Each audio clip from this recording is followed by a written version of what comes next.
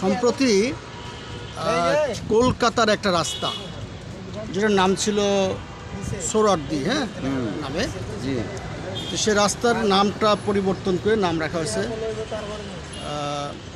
গোপাল পাঠা সড়ক। তো একেবারে হাস্যকর নাম। তো অনেকেই বলছে যে গোপাল পাঠা কে। গোপাল পাঠার ইতিহাস আমরা খুঁজে দেখলাম। সে একসময় যখন হিন্দু মুসলমান দাঙ্গা হচ্ছিল তখন এই গোপাল মুখার্জি, যাকে গোপাল পাঠা নামে পরিচিত, সে তার অনুসারীরা একজন হিন্দু মারার অপরাধে 10 জন মুসলমানকে মারছে। তাকে ওখানে শ্রেষ্ঠত্বের প্রমাণস্বরূপ এই পৌরসভা, কলকাতা পৌরসভা, সেই গোপাল পাঠা নামে সড়ক করছে। তো অনেকে বলছে যে এখানে শুভেন্দু কিন্তু আবার পশ্চিমবঙ্গের মুখ্যমন্ত্রী শুভেন্দু কিন্তু বাহবা জানাইছে। শুভেন্দু বলতে যাচ্ছে যে অবিভক্ত বাংলার যে শেষ প্রধানমন্ত্রী, এই প্রধানমন্ত্রী যে হোসেন শহীদ সোহরাওয়ার্দী আছে না, হোসেন শহীদ সোহরাওয়ার্দী অনেক খারাপ কাজ করছে, হ্যান্ড করেনকে ত্যান করছে, এইসব আবল তাবল যুক্তি খারাপ করছে। কিন্তু যারা ইতিহাস ভালো করে জানেন তারা বলছে এই হোসেন সোহরাওয়ার্দী তো না, এই সড়ক হয়েছিল হাসান সোহরাওয়ার্দীর নামে। হাসান সোহরাওয়ার্দী কে? হাসান সোহরাওয়ার্দী হচ্ছে কলকাতা ইউনিভার্সিটির সাবেক উপাচার্য, একজন চিকিৎসক। এই হাসান সোহরাওয়ার্দীর নামে সে চিকিৎসা শিক্ষা খাতে ভালো কাজ করার কারণে এই রাস্তাটা করা হয়েছিল, ঠিক আছে? পার্ক লেন থেকে এই পর্যন্ত সেই রাস্তাটার নাম ছিল সোহরাওয়ার্দী সড়ক। কিন্তু এটা আমাদের অবিভক্ত বাংলার যে শেষ প্রধানমন্ত্রী হোসেন শহীদ সোহরাওয়ার্দী এই নামে না, কিন্তু ওরা লেজে গভীরে করে ফেলেছে, ইতিহাস ভুলে গেছে। ওরা মনে করছে নিশ্চয়ই হোসেন শহীদ সোহরাওয়ার্দী, নাম বদল করে রেখেছে কি গোপাল পাঠা সড়ক। আরে সর্বনাশ, গোপাল পাঠার ইতিহাস তো শুনলেনি।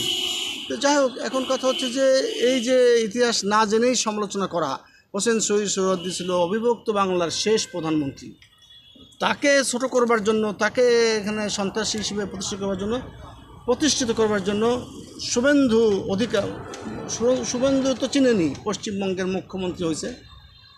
অনেকে এরকে পশ্চিমবঙ্গের মুখ্যমন্ত্রীও বলে, মানে উনি ইতিহাস জানে না। উনি আগেই ওনার সামাজিক যোগাযোগ মাধ্যমে এক্স হ্যান্ডেলে প্রতিক্রিয়া ব্যক্ত করছে, হ্যাঁ ঠিক আছে, হোসেন শহীদ সোহরাওয়ার্দী অনেক অত্যাচারী ছিল। আরে এ তো হোসেন শহীদ সোহরাওয়ার্দীর নামে রাস্তাটা ছিল না, ছিল হাসান সোহরাওয়ার্দী, যেটা হলো পশ্চিমবঙ্গের মানে কলকাতার সাবেক উপাচার্য এবং ডাক্তার ছিলেন। যাই হোক, এই ইতিহাসগুলোকে ভালো করে খোঁজখবর করে নেওয়া উচিত। আমরা যেহেতু একসময় আগে অবিভক্ত বাংলায় ছিলাম, সেহেতু আমাদের বলার অধিকার আছে। অবিভক্ত বাংলার শেষ প্রধানমন্ত্রী ছিলেন হোসেন শহীদ সোহরাওয়ার্দী। যাই হোক, হোসেন শহীদ সোহরাওয়ার্দীর নামেও ওই রাস্তাটা ছিল না, ছিল যেই ডাক্তারের নামে। সে হলো কলকাতা ইউনিভার্সিটির সাবেক উপাচার্য, তার নাম হলো হাসান সোহরাওয়ার্দী। তো এইগুলো আপনাদের ইতিহাস জানা উচিত। গ্রিন পার্টি বাংলাদেশ সেটা মনে করে দিতে চায় যে ইতিহাসের ভুল অধ্যায়গুলোকে যেভাবে মানে পদাঙ্কন করা হচ্ছে।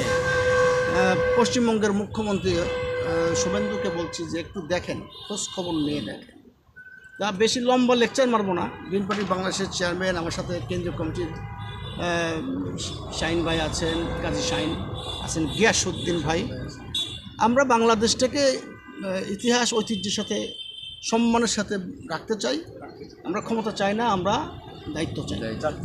দায়িত্ব কি? জনগণের প্রতি দায়িত্ব, কি ঠিক না গিয়াসউদ্দিন? আমরা ক্ষমতা এই জন্যই চাই না, ক্ষমতা তো একমাত্র আল্লাহ। আর আল্লাহ যদি ইচ্ছা করেন, আমাদের যদি এই দল যদি দায়িত্ব পালন করতে করতে জনগণের আমাদের কাঁধে কিছু চাপায় দেয়, আমরা সততার সাথে দায়িত্ব পালন করতে পারি। এই জন্য অনেকে আমাদের বলে আপনারা বিএনপি না আওয়ামী লীগ। আমরা বিএনপি আওয়ামী লীগ না, আমরা ভালো কাজ যারা করে তাদের সাথে আছি। বাট আমাদের বক্তব্য হচ্ছে দেশের দরিদ্র মানুষ যেন না থাকে, কর্মসংস্থান যাতে হয় এবং বাংলাদেশের ইতিহাস ঐতিহ্য যেন টিকে থাকে, ঠিক না? ঠিক। তো আজকে এই আলোচনার উপর ভিত্তি করে আমাদের মেধা মননের বিকাশ হোক। প্রধানমন্ত্রী মালয়েশিয়া, চায়না এসব দেশ ঘুরতে গেছেন, ভালো বাংলাদেশের জন্য ভালো কিছুর জন্য হয় আসে। এতে ইন্ডিয়ার মন খারাপ করবার কিছু নেই, ইন্ডিয়াতেও হয়তো যাবে, কিন্তু ইন্ডিয়ার বোঝা উচিত যে এটা আমাদের প্রতিবেশী রাষ্ট্র, আমার ছোটো ভাই না, আমি দাদাগিরি করব না। আমরা ভৌগোলিকভাবে প্রতিবেশী, তাই না? তো একজন আর একজনের খোঁচাখুচি না করে আসেন, সুন্দরভাবে সহাবস্থান কীভাবে করা যায়। আজকে 23শে জুন, অনেকেই বলছে যে আওয়ামী লীগ চলে আসবে, হ্যান ত্যান। আসলে এটা একটা রাজনৈতিক ইস্যু। আওয়ামী লীগের কিছু কারণে তাদের কার্যক্রম নিষিদ্ধ করা আছে। ধরে নিতে পারেন এটা স্থগিত বা নিষিদ্ধ, যাই হোক।